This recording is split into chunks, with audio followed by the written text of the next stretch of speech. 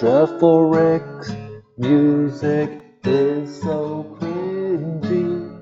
Everyone's been tolerating it. I hear they want to kill me, and that sounds about right.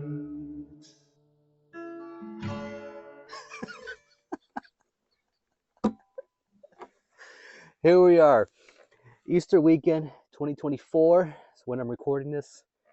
And like I mentioned before, I think I'm the only one in the VC that does a theme video based around this. 2 or 3 years in a row, maybe more. I don't know.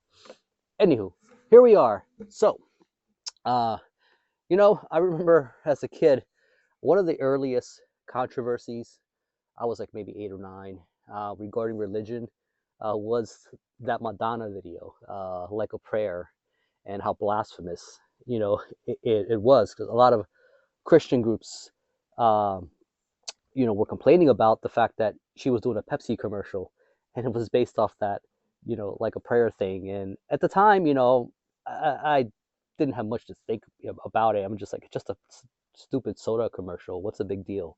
You know, it shows you how much times have changed. Like, if that was done today, people wouldn't throw such a fit. I think another early memory was, this was actually one of my Sunday school teachers, and I remember her saying, or being very upset, kind of saying that guy John Lennon once said that the Beatles were bigger than Jesus. And yeah, I could see that causing a fucking people going into hysteria over that, especially in the 70s.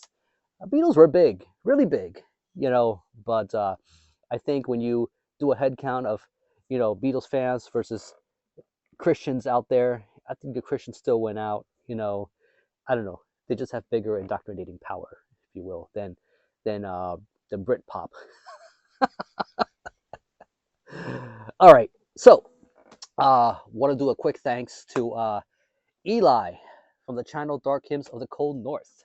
So he generously sent me this Exorcist T-shirt.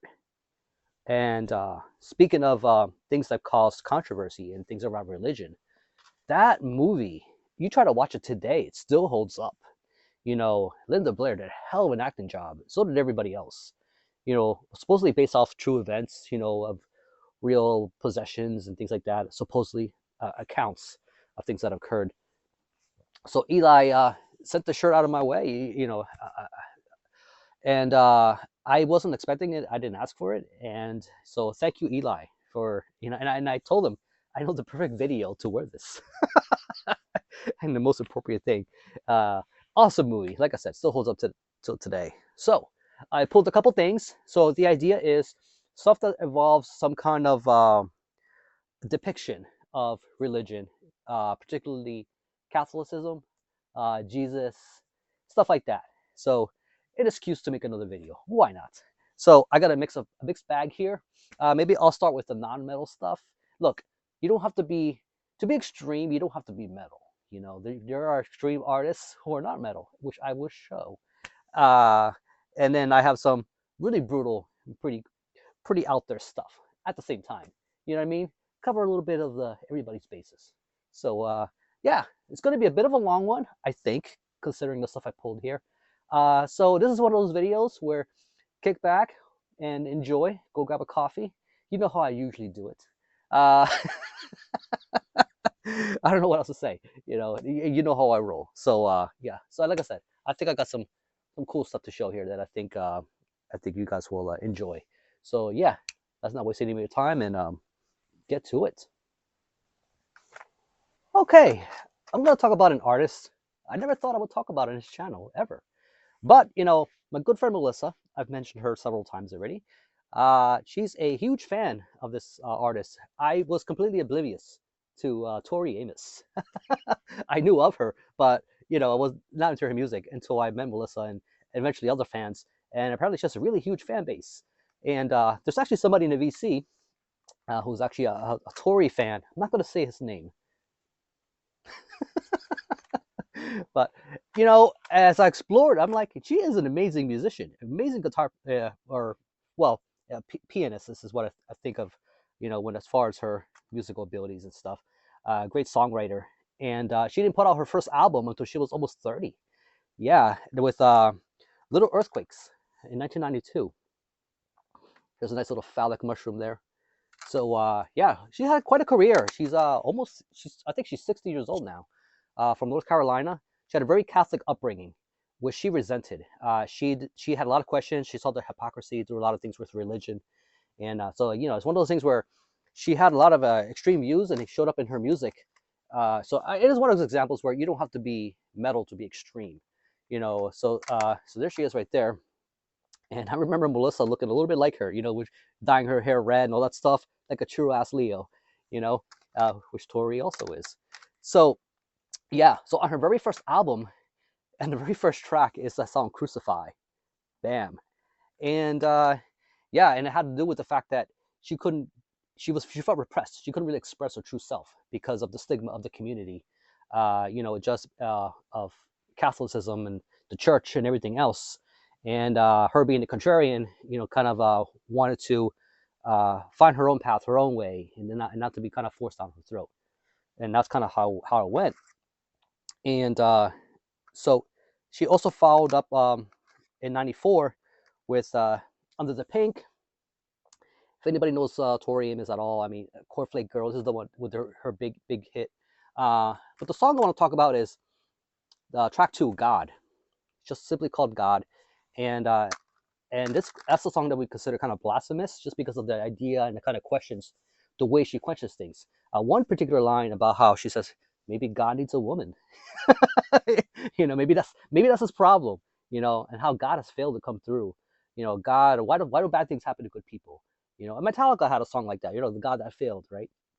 And it kind of that's her kind of putting in that question, you know, God sometimes it just does not come through, and you know, which can be very disheartening for a lot of people.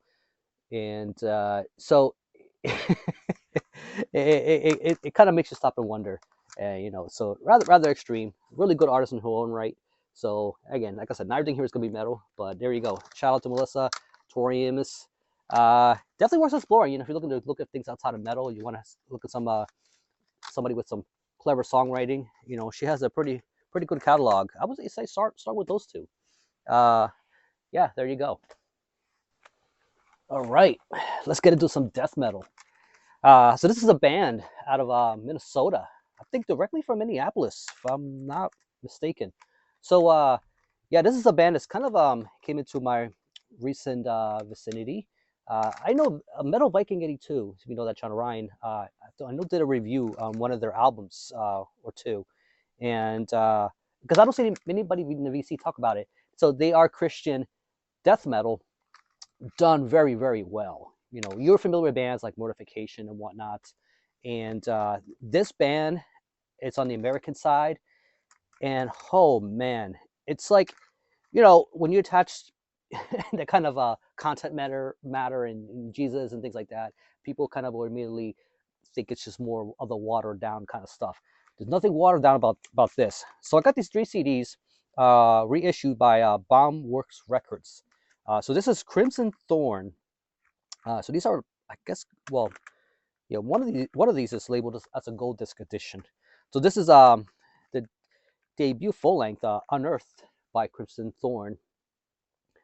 Look at that, which is not the original artwork. The original artwork was very crude, uh, and I think this includes the plagued demo. Uh, this is some rather really brutal stuff. The musicianship, it's very high level, very well done, and these guys kind of know when to be technical just the right way without losing you. The groove pockets keep you kind of hooked in, and the vocals, it's a vicious assault. I think of guys like Corpse Grinder or whatnot. You know, it doesn't sound quite like Corpse Grinder. A little bit of Frank Mullen with some Corpse Grinder elements kind of thrown in there, but the brutality is definitely there. So it'll scratch that itch for those who are looking for death metal on the technical and brutal side, but also allows a little bit of elements of catchiness along with it. The follow-up, which is actually my favorite one, Dissection. right here, and really, really good.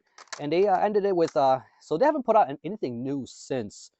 This one came out in God 1998, I believe. I don't know the exact year. Purification. And like I said, I would definitely recommend any of them. There was a CD collection set of all three put out at one point, which I think only 500 were made, and that's long sold out. So good luck finding that.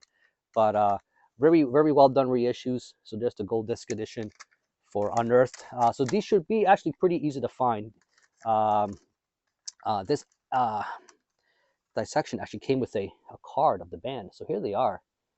If you're curious what they look like, I know it's a little blurry. And there's a bit of a little description there. Nice little touch. I love when labels do little touches like this. I think the other one also had a card. The Purification CD. Yes. And there he is. So yeah, it's a four-piece band. So you're getting the full thing. Really good stuff. Highly recommended. Like I said, the vocals are pretty brutal. You're not even gonna notice the Jesus lyrics in there. It's just, I'm in it for the music, man. The music's fucking good. Definitely worth grabbing. You see these Crimson Thorns, definitely check it out. If you love Suffocation, you love a little bit of a Obituary, you love a little bit of a Morbid Angel and all that stuff in a blender, bam.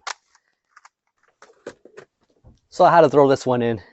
So this is the latest Mr. Bungle. The Night They Came Home. It's a nice little depiction of the, I guess, the Easter Bunny here. Mr. Bungle, as you know, is a very strange band.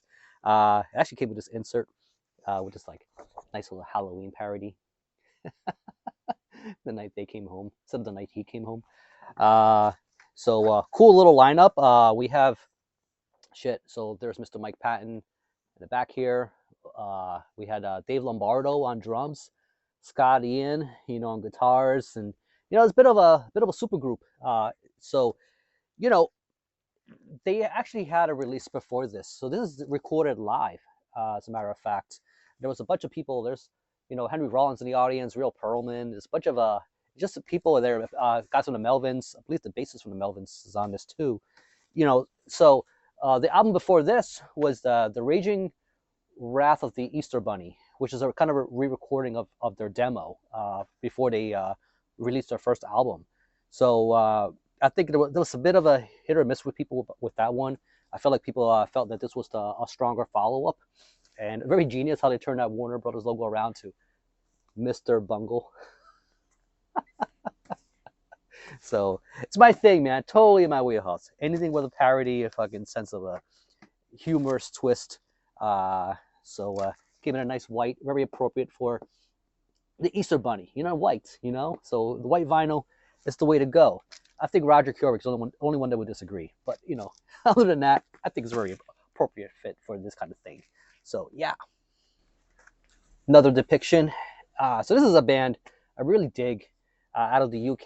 They kind of play this sort of blackened thrash at times. Sometimes it's death metal. Sometimes they're doomy. It's all over the map. So for a moody guy like me, they got a little bit of everything to kind of fit the bill.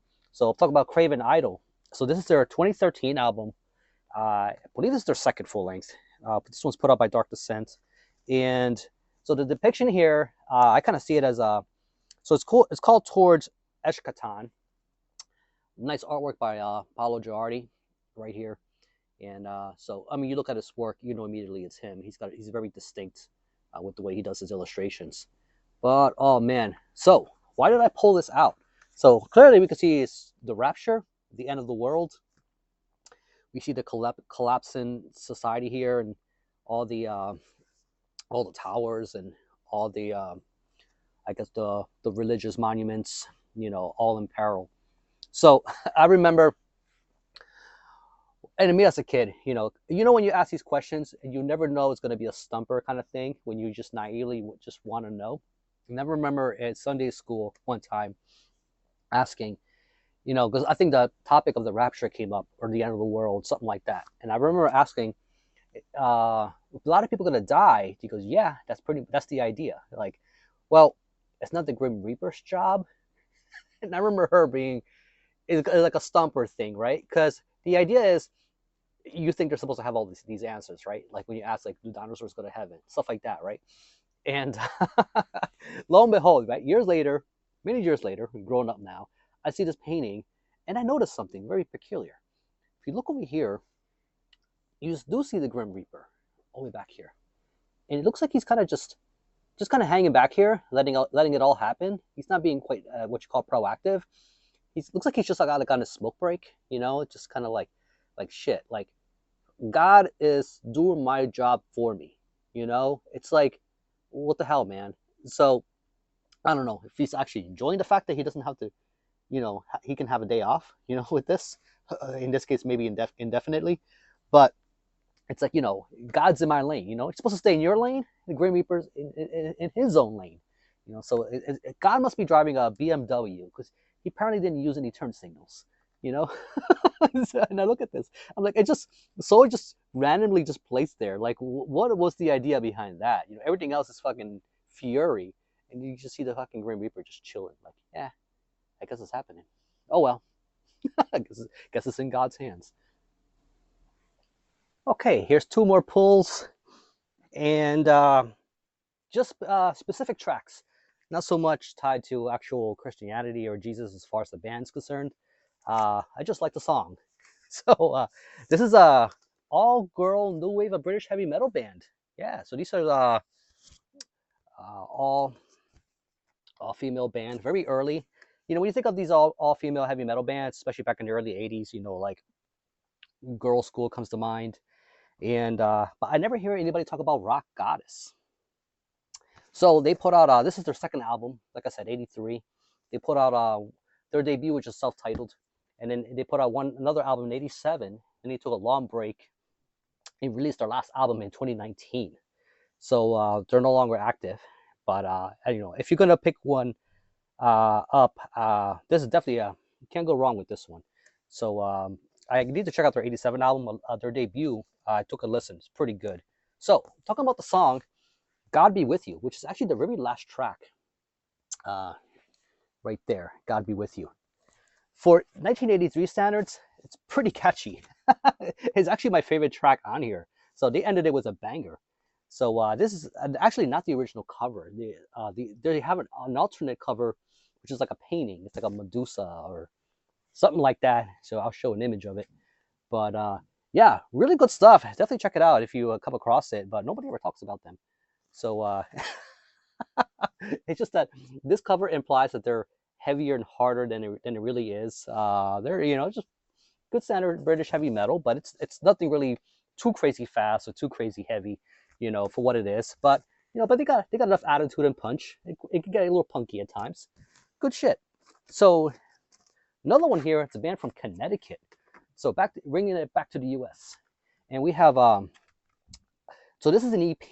This is the only thing they put out. I think they put out a promo before this. Silent Shadows, Transitions. And this is a band, again, I've never heard of. And this was reissued by Arcane Steel. Look at that logo. And I'm glad they did, because this is really good. It's it's kind of progressive metal with a power metal edge to it. And the vocalist has quite a bit of a roar to his style, and very well developed singing, which was caught me by surprise. So and I would have loved the full length from this band. So what track am I talking about here? So track 2, She Kissed Jesus, right here. It's one of those that's an earworm. You put it on, you're gonna want to keep listening to it over and over and over again. It's just really, really good songwriting. It's just it's like I said, it could have easily been commercial for what it is, but for what it is, it's just very strong, very well done. The whole thing, the whole EP is just fucking great. So like I said, a very limited run. I think they did is just right here. So this is number 343 of 500 copies. So yeah, I would definitely get on it if you're curious. But good stuff. So this will be the only tape I'll show in this episode, as far as the stuff that I pulled. So this is some death metal by Master. Paul Speckman, who I don't think gets credited enough as far as one of the pioneers and the drivers of early death metal. Master has a bit of a thrash edge to them, apart of than just death metal. But he's been involved in a lot of things. But even back in the day, it was pretty extreme with Death Strikes, one of his early bands. So this is the second album. On the seventh day, God created Master, and really cool reissue by Dissonant Tapes. So Dissonant Tapes is one of those reissue labels out there that I really dig because it's just quality. Along with Huang Kuang out of China, and Intuit Records is another one that puts out really good stuff. This is no different. So a really cool old card. Love that painting. And what's unique about this is that among the catalog of stuff that Master's put out, quite a number of albums. This one dropped in 1991. Their first one was just self-titled. So a few years later, they were able to follow it up. This is their Florida death metal album, even though they're from Illinois. So you actually have Scott Burns. So this was done at Mortar Sound. So that's what I mean by the Florida death metal album. And they also have he has Paul Masvidal doing guitar work on this. It's Paul, from Cynic. And as you know how technical and amazing of a guitarist he can be. Did a lot for the sound on this album. And you also have an appearance by John Tardy, who of Obituary does vocal work for two of the tracks. I think he does backing vocals. But hey, no complaints here. But really good stuff. Love the J card on this. Look at that. Just properly done tape. And there's some God themes going on here. They don't shy away from that stuff. I think Faithless in Season was the other one. But the tracks here, you'd have What Kind of God, Judgment of Will, Submerged in Sin. So yeah, no different. So if you want to see what the J card's like, bam, look at that thing. Pretty cool. So definitely worth picking up, especially if you want something from Master but a little different. Like I said, it's their Florida death metal album, and it's a banger. So it came out in 1991, which is a golden year when a lot of these bands were putting out the kind of albums we still talk about today. Here's another cool pull. So this is a band out of Denver, Colorado. Play very noisy, sludge, heavy ass doom, and none other than Primitive Man. Got this, give this cool little splatter, but it has this, I guess, stigmata depiction right here. So this is their 2022 EP, Insurmountable, and this sounds just like what it looks like. This is some brooding and dark stuff, and there's that tie into that religion, just in a very ugly kind of way. They have a very ugly sound. You know what you're in for if you know Primitive Man. There's the back. Really cool artwork, very cool, heavy stock, just quality all around. This was put out by Closed Casket Activities. And move this OBI out of here. Yeah, you have the sort of just really gritty, just all throughout as far as the artwork goes here. What's curious is that there's no actual track list anywhere on this. Nowhere, not on the label of the record. You do get a poster with stuff with the same kind of gritty style artwork all throughout here. So I don't know what the deal is. So I had to go and look it up online to see what the hell the track lists were. And there is one ambient track, just called Boiled, and it sounds like a boiler room. It's like if you were actually trapped in a boiler room, and that sound of the steaming machinery and everything else just kind of can be very unsettling. It's surprisingly, the very last track, Quiet, is a Smashing Pumpkins cover. So, and a lot of you may be going, well, what the hell? Don't worry, it sounds nothing like Smashing Pumpkins. It's very slow down, very heavy, very doomy. You would never know it's Smashing Pumpkins. That song was originally on the Siamese Dreams album. So if you compare the two, they're nothing alike. So I don't know why they went with that. Still a cool track, very Primitive Man in their own doomy and just very punishing fashion. But you put that up there, that's gonna upset Christians. Just kind of seeing that depiction there. So there you go. Got two more polls here. So this is a Philadelphia connection, and they're both kind of, I guess, hardcore, if you will. So if you're not into hardcore, I guess you could just skip ahead. But I don't know, you might learn something. So anyway, so there's this band that was very short-lived in the '90s called Christ, and I guess you could lump them in that category, which I didn't know was a thing at the time. It's called Krishna core, and it's well, I guess a way to describe it would be like spiritual hardcore, I guess, in a way, if that makes any sense to you. So yeah, so Christ, based out of Philadelphia, did a legendary live set.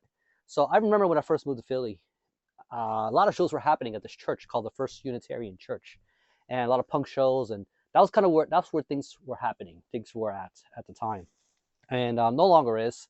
But a lot of historic shows and legendary things that went on with a lot of the bands that were coming up had their sets there. So in that respect, so Sky Valley Records, which is actually based right here in Somerville, New Jersey, guy who runs it, Chuck, was involved in reissuing and collecting all the band's material so that it's preserved, considering this band's no longer active and the stuff kind of would have been lost. So here is Christ, and did a phenomenal job with the artwork and just putting this all together.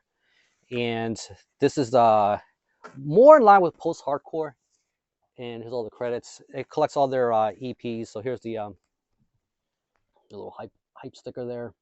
So double LP has their 96 debut, Only Every Other Day, 97 sophomore release, and the original 96 demo.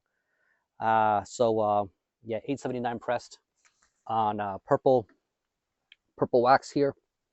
So it's cool. It's got this sort of I think purple is a very emotional kind of color, which kind of sets a certain kind of mood, and I think it's a very, very good decision because it really fits the sound going with this color. If you're going to go with a color other than black, that'd be the way to do it. But it's so cool that there are people who care enough about keeping the integrity of the history of a lot of these bands that these record shops would pay to get these pressings done. So speaking of which, another one is which a lot of you will be familiar with. If you never heard of Christ, wouldn't surprise me. But yeah, definitely look it up if if definitely it's up your alley. If you're into a lot of that, raw, true to the roots, post-hardcore, especially from the stuff out of the '90s. So Integrity, yeah. So Dwid and company, back in the early '90s, back when it releases their debut, Those Who Fear Tomorrow, and that lineup was very short-lived as far as the original lineup goes. But they did do a show that was recorded, I believe, in back in their home state in Ohio at the time. So Spook City Records, which is actually based out of Philadelphia, decided to put this together, and this is the Palm Sunday, Palm Sunday CD DVD collection of their live set with the original lineup. Pretty cool. Another one that felt like it needed to be preserved as far as this time in the period. So Integrity has been through a lot of phases and many lineup changes. Dwight eventually ended up leaving the U.S. and so this is a time when you get to see them in their original hometown and what they sounded like back in their in their heyday, and being in as controversial as they can be. I think we had the sort of Last Supper depiction here, where you have Charlie Manson and others. I'm not sure who the others are supposed to be, but yeah, but I know Charlie when I see him. So yeah, you do get the CD for and then so it's a double set, and you do get the DVD if you want to watch the show in of itself. So Spook City Records, very short lived. I think ended up putting a few other things back in '05 and it ended up shutting their doors. So it's definitely a passion project. I think guys who put together stuff like this, it's not really about the money and profits. It's about preserving a piece of history. A couple of CDs. Here's a non-metal one. So here's a tie-in. So I talked about Billy Joel before. This is his 1977 album, The Stranger. And the track, Only the Good Die Young. And, that's been stuck in my head since I was a kid. And one of his big hits. And this is just a great album, just overall. But Only the Good Die Young, I didn't know was a Horn Dog song. And when Billy Joel was not quite famous yet, he had his high school band. There was a classmate of his, part of his class, who her name was Virginia, and it's part of the lyrics. And it's about how he's coming up. He's going to be this rock star, right? And if Virginia, he had an infatuation with her, and if she's going to lose her virginity, it should be to him, you know, because the good girls and the good people, tend to not live as long. At least that was the idea behind the song. So if she's going to lose her virginity, this guy, I mean, look at this. Look at that handsome fella. Come on, Virginia. So he decided to reread the lyrics some years later, and kind of called a memory of a time when, yeah. So this song did had quite a bit of a controversy because, 77 was the same year that Meatloaf's Bad Out of Hell came out. And that one had Paradise by the Dashboard Light, and that's also about your teenage hormones and, kind of getting your rocks off and all that stuff. And, so it's just part of life, man. So, yeah, Only the Good Die Young, Virginia, kind of, let down your hair, I guess, if you will. So, decided to tie that one in, and let's go to Germany. I got a promo copy of this. So this is came out in '99, and long running. You can't deny when you listen to Udo Dirkschneider, he's got one of those metal of metal voices. You listen to Udo sing, there's no denying that guy is the embodiment of metal. So much that the cover here, Holy, this is after a streak of several albums. So 98, 97, 98, and 99, like 3 albums in a row, bam. Because he took a bit of a hiatus, and when he came back, he came back pretty strong. Just cranking out this material. So this is the last one of the decade in the '90s, put up by Nuclear Blast. So I don't think the whole thing's kind of religious themed, but I think this is just kind of saying, because right here on the altar, it literally says, "Metal is our religion." And I just love the artwork. The guy who did the painting for this did a lot of the power metal stuff, at the Blind Guardian albums at the time, did some Hammerfall stuff. He's the guy who did the painting for Covenant's Nexus Polaris, so he was pretty busy, had a lot of stuff going on with regard to that kind of work. But Udo, or UDO, some of you call it, with the Holy album, yeah, just good stuff. Back in '99, I have to admit, this is not the kind of stuff I was looking for at the time. So, it kind of had to come back to me later, but good shit right here.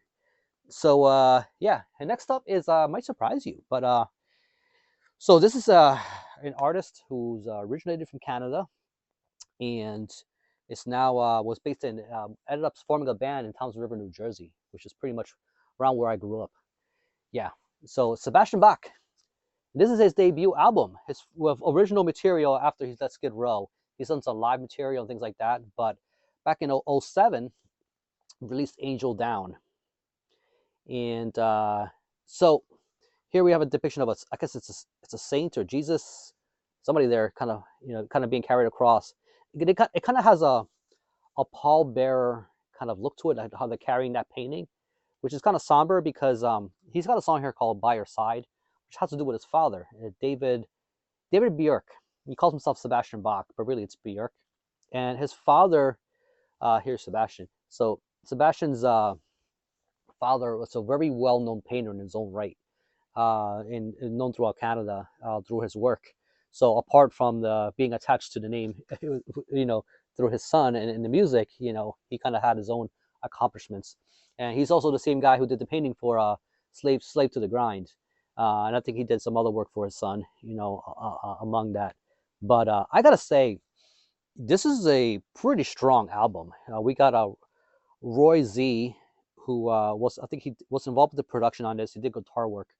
Roy Z is the guy who did the guitar work for Bruce Dickinson for all those solo Bruce Dickinson albums. So it was a really cool recruitment for this. Sebastian also had Steve DiGiorgio do the bass work on this album. So you see where I'm going with this. It's and why I think it's pretty strong. So and this is when Sebastian has still had some of his voice left. He still had some power behind a lot of the singing here. So around '07, you probably guys remember, maybe you don't want to remember, but that's when Chinese Democracy dropped, and he was buds with Axl Rose, so much that Axl is featured on 3 tracks on this album. Why? So, and one of them is a cover. So they do track 3 is Back in the Saddle. It's an Aerosmith cover and featuring Axl Rose. Some of you may be gagging at that idea. It's not as bad as you think it would be, but it's one I would skip just because, Love It's a Bitch Slap. Yeah, Axl's on that one and Stuck Inside. Axl's on that one. And after that, you're in the clear if you can't stand Axl. But if you like Axl, you may not want to skip it. But I don't know. So there you go. So put out by Get Off My Bach Productions, which I think is an offshoot of EMI, just another imprint. But you know what? Give it a chance. I think that might surprise you. But Sebastian Bach, in his own right, decided to do a little tribute to his dad and feature one of his paintings on his debut album. Too bad his dad passed away from pneumonia back in '02, so he was not able to live to see this album in fruition and see this painting in its full glory there. But yeah, so Skid Row still won't take Sebastian Bach, or Sebastian Bach, if you will.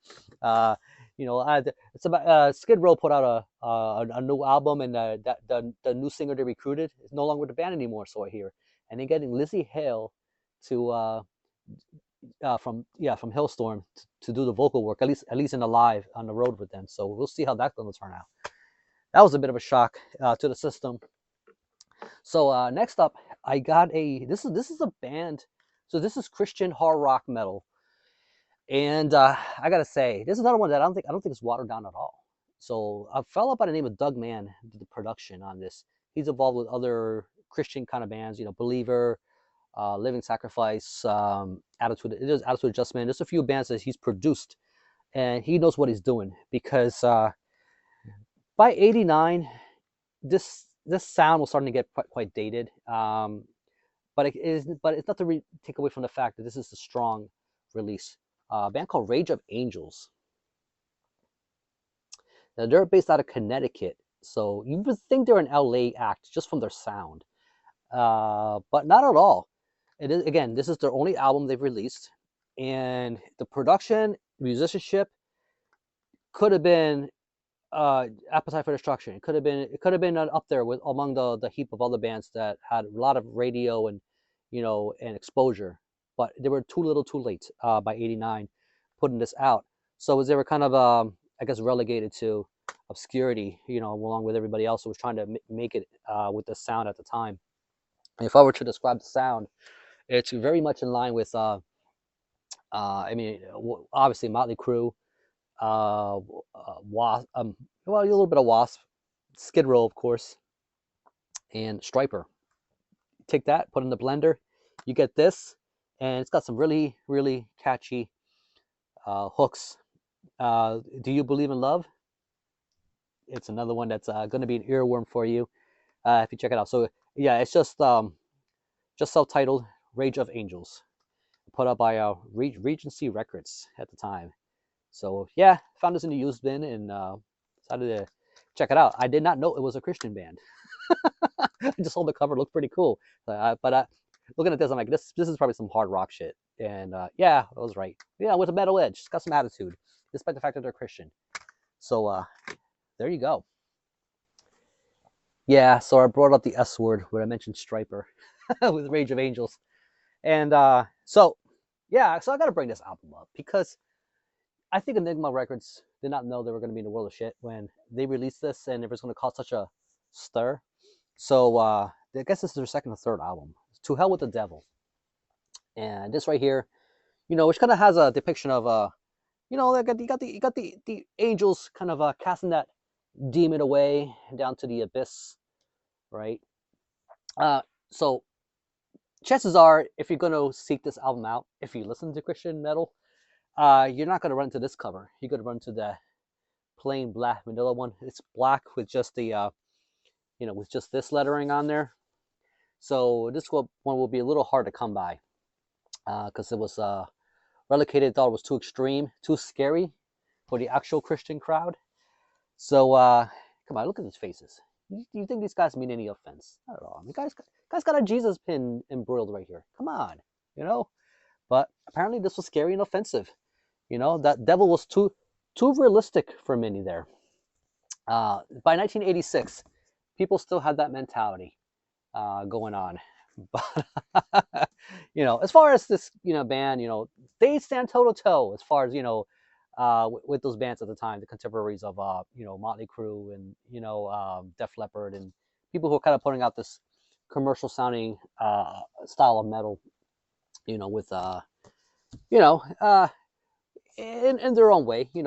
Michael Sweet and the company, they uh, despite the fact they were Christian, could still rock out and put out some pretty good catchy tunes, overall. So yeah, not a band I've listened to very much, but every once in a while, it doesn't hurt to pop it in and enjoy a little bit of what these guys have put out. I remember seeing these as a kid. Uh, the striper thing, not really making too much of a connection with the Christian side of it. I just thought it was very odd. These guys wanted to look like wasps. I know there was a band called Wasp. Maybe that would have been more appropriate with the yellow and black. But all right, I'm getting I'm getting long-winded here. So I pulled this one too. This one's nothing like Striper. It's something completely different. This is actually a band I'm actually recently been acquainted to. It's actually a two-person project called Thetan. Thetan. Dan Emery and his other partner who does the drums. This is Grand Old Agony. It came out back in last October. Actually, I think this dropped in Friday the 13th of 2023. Yeah. So here we go. So we got this sort of religious rabbit kind of with a blood baptism thing going on. I'm not sure what these are supposed to be. I think they're bees with some kind of cross. Yeah, some kind of monument on their head. Very strange. Yeah. So to describe these guys, it's kind of like Dan. Like I said, Dan Emery, who's I think the main guy behind this project, started this. This is very much in the vein of power of violence, noise, hardcore, sludge, often doomy at times. And the actual record is very much so with both sides, but the second side ends on Eulogy. It's just called Eulogy, and it's a very somber and just I don't know, just a very downer of a track. It's 15 minutes long, I believe. It's the longest track, which is the only song on side 2, and all the other songs are more in the sort of power violence grinds, hardcore noise vein kind of thing. If that kind of stuff appeals to you, it's just the way I keep attaching these labels and descriptions, but it's just ugly music, if you like that kind of thing, you like your violent stuff. These guys will definitely scratch that itch, but with little moments of pockets of doom. There's actually there's saxophone and this other stuff going on. There's other interesting instrumentations. So it's not your run-of-the-mill typical stuff that you're gonna dismiss because it sounds like everything else. He goes to all these little liberties and does a lot of experimenting with the sound. This is definitely very unique kind of thing to listen to in the catalog. This actually has a this is one of those animated while it's spin kind of records. I forget what those are called. You see right here on the etching here. So it starts to kind of do these little animation. I took a video of it. I'll show you what that looks like on my player.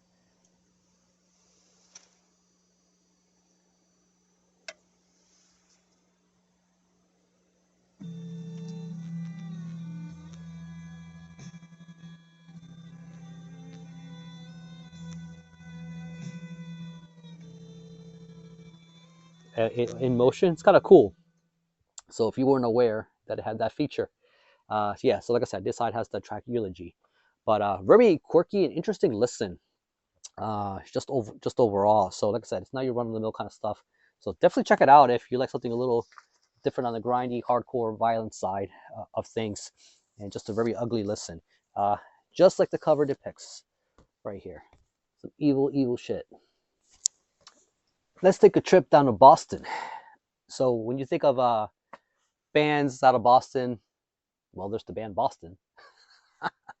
And well, when you think of the biggest names in hard rock, it's Aerosmith will probably come to mind, right? That's but there was this other band that was kind of I don't know, there's a bit of a sad story behind them, and also out of Massachusetts, and they released well, they came onto the scene right when a lot of those AR bands were kind of getting saturated. And there was a period between that time when those AR bands were getting saturated and right before that hair metal, glam metal stuff started really taking off. You can name the Wasp debut, Too Fast for Love, Motley Crue, and all that stuff. So you had Mass right here with New Birth, and this band definitely had the Christian leanings. They originally went by the name Axis, AXEX. So what is led by Louis St. August, I guess is what he goes by right here. So this one here dropped in, I believe it was 85, put out by RCA at the time. I would say would call this metal would be a bit of a stretch by today's standards. It's very poppy, and so this ended up being their official debut. But what makes it sad is that they had an album completely recorded before this. So back in '82, they had met up with Tom Allen. Tom Allen, who does all the Judas Priest albums, so he knows what he's doing. Has worked with Def Leppard. So a very young band called Axis. They were like 19 years old. Decided to work with them and really get their name out there. And like I said, it was very important to note at the time when they're dropping in and starting this band right before everything else took off. So they were at A&M Records when they first came on the scene, and there was a manager there, was a bit of an asshole, and looked at the band and had them do all this work with Tom and record everything, and ended up shelving the record and said, nah, they could just do that. You're basically at their mercy. When you sign with these big labels, they could just shove your shit. So who knows how many untold countless of albums out there that have yet to be released or will never see the light of day because some asshole manager felt like it wasn't marketable, whatever reason. Or just simply didn't like the band or had some kind of personal vendetta. So the band ended up getting filed for bankruptcy. So it would be another 3 years before they changed their name to Mass, put this out, and A&M Records didn't want anything to do with them. So this is how we ended up with Fighter right here. So some 30 years or whatever so later, by 2010, their original material, this was supposed to be the original album, finally saw the light of day. The band got the rights back, were able to get those original recordings, and with Tom Allen as the producer on this, when this came out originally, some of these were re-recorded tracks from this. So you get to actually hear the original songs how they originally were, finally on this.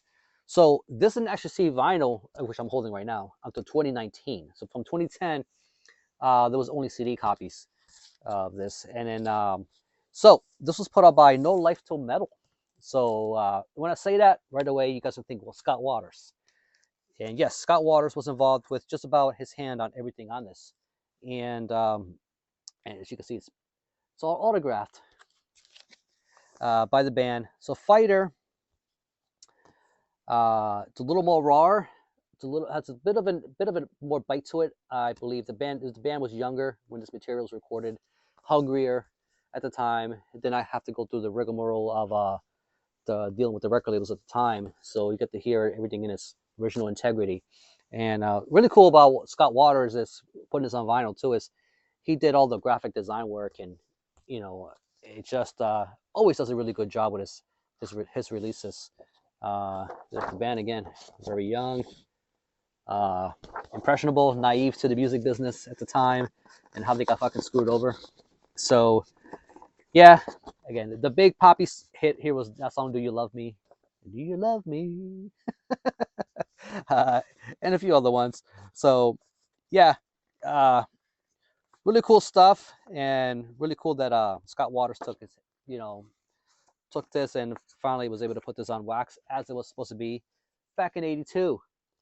So there's your tale. Look how dangerous this band is. I mean, that Bugs Bunny shirt, it's pretty threatening, if you ask me. So I got a really special one here. This is actually a project I wanted to talk about, but I wanted to make sure I had a lot of the right information. There is a project called Hallowed Butchery, and I found out about Ryan Fairfield, who's a one-man project involved in this. So this is a zine called The Black Candle, right here. Description of the Devil's Dwelling, and he's got a profile on here. It talks about what a bunch of black metal bands, all extreme things. That's very, very underground. Very interesting read. There he is, right there. So it kind of talks about his life story and how he came about to some of his projects, and how he came into Hallowed Butchery. And so this is experimental doom, blackened. Often it can get grindy at times. It's really hard to describe the sound. So Ryan has been involved with religion and cults most of his life. So he's based out of Maine. So Maine is you know kind of it's not a very populous state, very cold, up in New England, and so he had a very poor upbringing and not a lot of exposure to he didn't have the big city exposure, so he was kind of cast out of the scene of what was going on with music and the underground at the time. But despite all that, he still managed to find himself into a lot of music and as an outlet, and get into a lot of these bands and get a lot of his friends into some of this, some of the bands he was listening to, because nobody else was. you know, his parents had a very poor upbringing. His father worked hours, and they were very religious. And so he saw his parents at one point move to Las Vegas, which is the city of vice, which is gave him a kind of a rude awakening to what was going on there. He hesitated to move to Maine, and saw a lot of shit there that really stunned him. And all this was a point of influence to eventually what came into his ideas of putting together ideas to create his own music. So he eventually got involved with an actual cult, which at the time he would think he would know better. But this actual cult, which is called, and it was very small numbers, and called the Church of the Final Pilgrimage. And the idea behind the church was that the leader, by the name of Jonathan Curlis, he was anti-technology. He believed it was the bane of society, and they did not use electricity. They did not even use gas. They would live very much. This is kind of the life the Unabomber would have been perfect for. If he hadn't found his cult. It will also believe that technology was uh, the problem and why it needed to be taken away. So he got involved in that cult, but they thought he was going to stay with them permanently. He ended up leaving them after 2 weeks. So he told them he'll be back, and he's going to use their teachings to teach others and recruit people into this cults, and but through those ideas, I found his life story very interesting and unique. So he put out a full length in '09, I believe, and eventually I got a hold of this record through Sunshine Ward, Canticle of the Beast, which is a collection of his demo material, right here. And so here it is, younger version of him, and he's wearing a Sabbath Bloody Sabbath shirt right here. Man, this is some trippy ass stuff. It's dark, it's brooding, it's evil, and it's more on the black metal side with a lot of elements of doom and ambient moments. So apparently 500 of these were in circulation. If you read the description on Discogs, and so 500 were made, but there was lack of interest. So the copies of the records were nailed to the ceiling of the studio, and only 100 of these survived in circulation. So I guess I'm holding one of them. And I'm glad I did, because man, this is really amazing stuff, and I guess we'll never see a lot of day for a lot of people, because there's not many copies out there, and not many people know about this project because it's just so underground. However, in 2019, he released his second full length, and this is a lot more accessible and a lot easier to find, and very different. He has grown a lot musically, and this is an album that's actually an homage to that cult that he joined just for a very brief period. So it is Death Songs, and it is from the Hymnals of the Church of the Final Pilgrimage, as performed by Hallowed Butchery. This is a cult that very much worships death in the most literal sense possible. That they do the sacrifices of animals and blood, and they do worship at the altar of dying. And so nice little 3-panel thing here, and he kind of just goes into some of the stories and teachings. You hold in your hands a copy of Consecrated Tenets of the Church of the Final Pilgrimage. The text is intact, are the corresponding images. This was originally drafted by the church founder.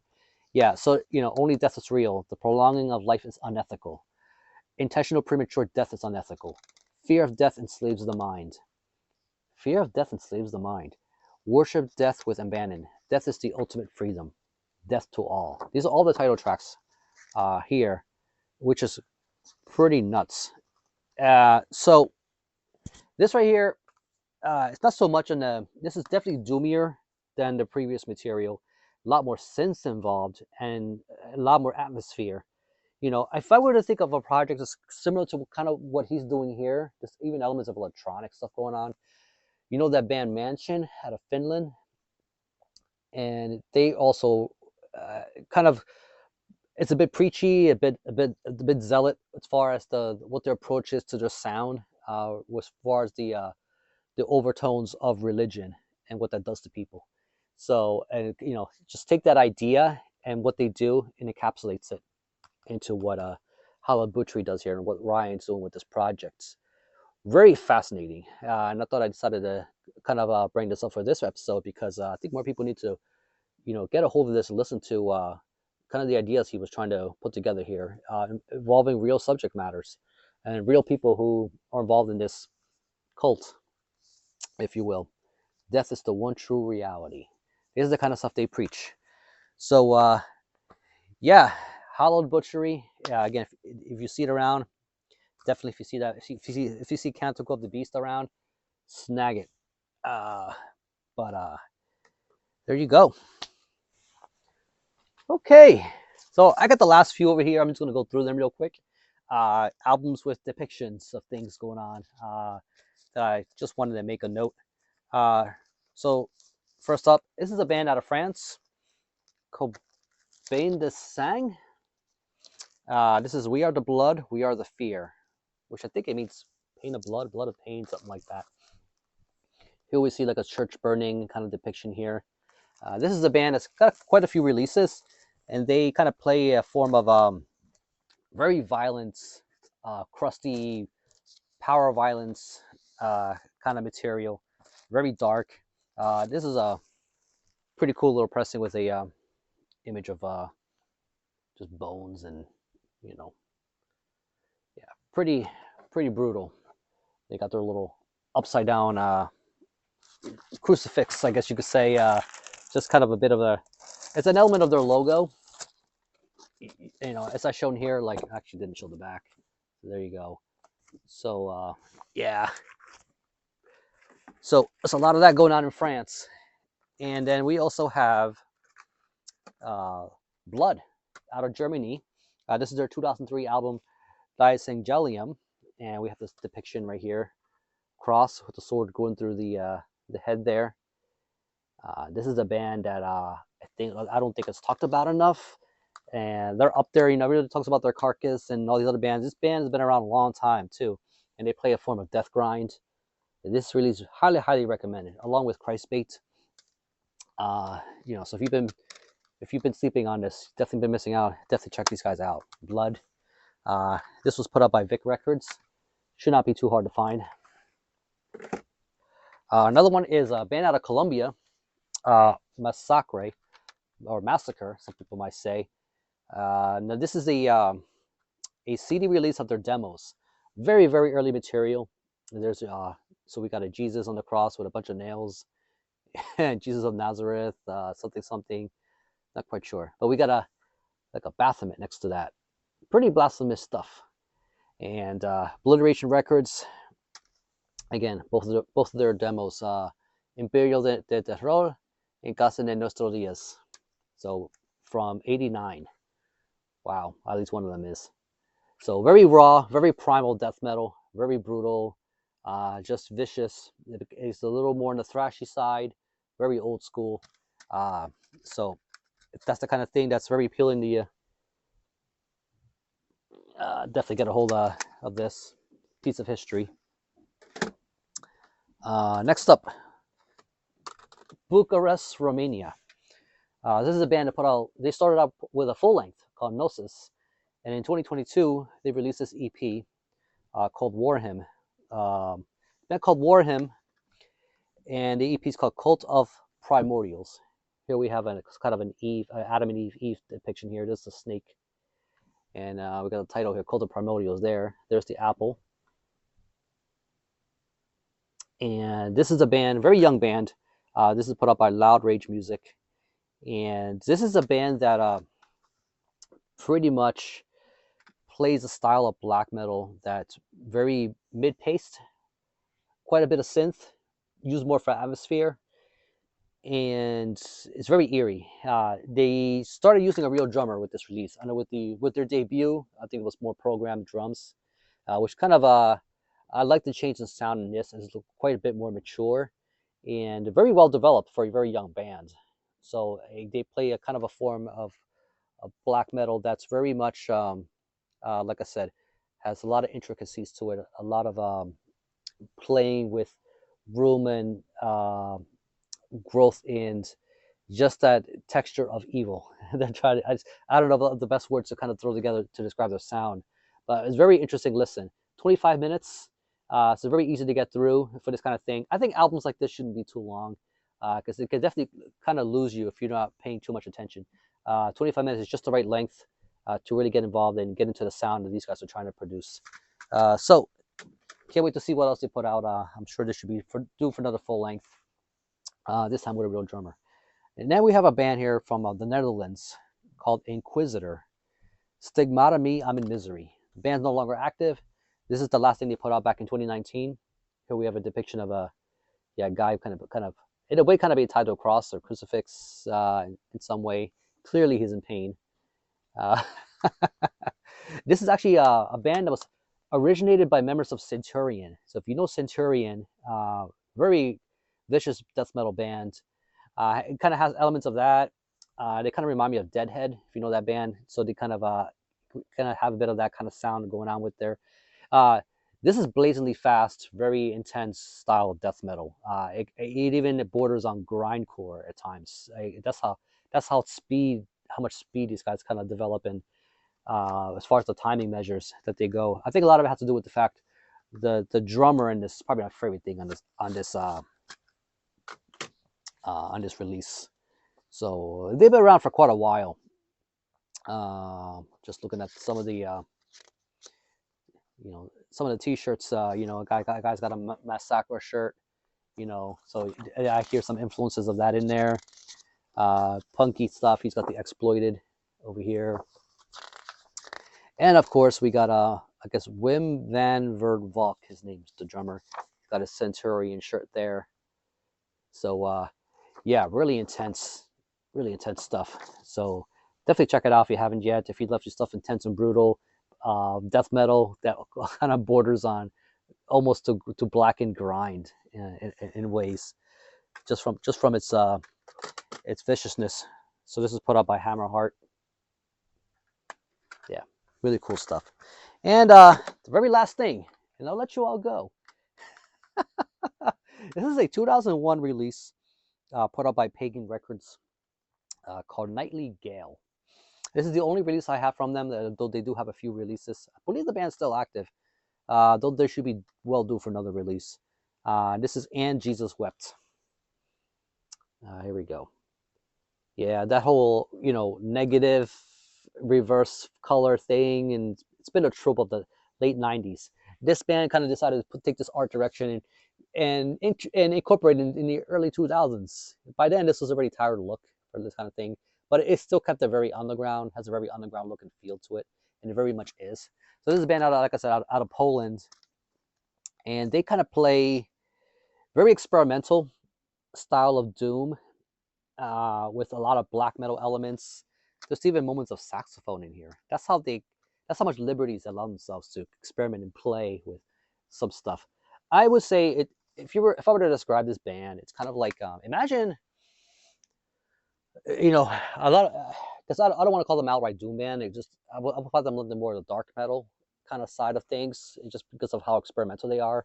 But Keg Bethlehem out of Germany, if they were to incorporate sounds of My Dying Bride, mid to late 90s My Dying Bride, I think you would end up with something kind of with this kind of result. So it's very moody stuff, and but I would say it's definitely worth checking out at least once to see if this is kind of a thing. But if you're tired of a lot of the tropes of regular doom and black metal and whatnot, and you want something that's a little more off the wall, check out Nightly Gale. So yeah. First of all, thank you everybody for hanging in there. This is a long one. I meant it to be a long one, again, because I feel like not many of these videos get made specifically for Eastern and VC. And, because I'm filling the gap, I'm going to carry all the weights for this. And not like you have to watch all this in one sitting if you want to watch the whole thing. But regardless, whether you watch a minute of it, 30 seconds, or the whole thing, I appreciate you guys all tuning in and supporting the channel and watching me blabber, most importantly, and playing my bad covers. And everybody who's subscribed, new subscribers, thank you for coming in and checking out and supporting everything that we do here in the Metal VC. I do this mainly for fun. I'm not monetized, so I do take my own time to entertain you guys, to research some of this stuff, and and just kind of let you know what's out there, what I think is what's cool and worth discussing. Hopefully through this channel you discover new things, and because the recommendations. So I do a mix of stuff. I do these videos and I drop some a live stream now and then, with my friends, the Saturday Slay crew, and more stuff to look forward to. And as you've already discovered, even from this very video, my tastes really are all over the place. So if you're just I guess I don't know, one track kind of listener, I might cover a piece of that here, but I may not be everything. So I cover things from metal, and and I'm one of those channels. I won't steer away from showing things that are not metal. It's not my main bag, but I will show some things that because I believe in expanding your musical palette, and there's creativity done in all kinds of ways. But this channel is metal first and foremost, and then some. So leave you with that, and happy Easter, everybody, or whatever it is that you celebrate. Zombie Jesus, yeah, Zombie Jesus. There we go. So yeah, so keep it all dreadful, and as I always say, I'll catch you all in the next one. And Eli, once again, thank you for the shirt, man. Rocks.